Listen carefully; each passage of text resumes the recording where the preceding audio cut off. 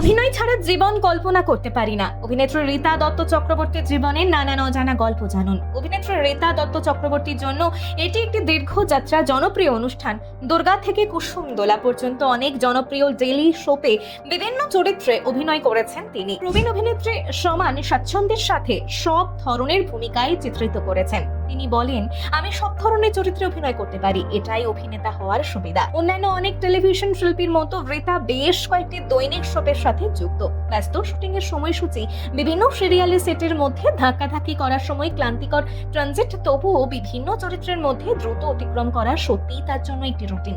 তবুও সে খুব একটা অভিযোগ করেন না। তিনি কিভাবে পরিচালনা করেন জানতে চাইলে অভিনেত্রী বলেন, এটাই চ্যালেঞ্জ, তোমাকে এটি করতেই হবে। প্রতিটি চরিত্রকে সমান স্বাচ্ছন্দ্যে ফুটিয়ে তোলা আমার কাজ এবং অনায়াসে এই ধরনের পরিবর্তন মোকাবেলা করতে হবে। যদিও দর্শকরা বিচার করবে আমি সফলভাবে সেটা করছি কিনা। নিজের আবেগ নিয়ে এই অভিনেত্রী বলেন, অভিনয় আমার জীবন, আমি এটা ছাড়া আমার জীবন কল্পনাই করতে পারি না। এই অভিনেত্রীকে কারা কারা পছন্দ করেন অবশ্যই কমেন্টে জানাতে ভুলবেন না। ভিডিও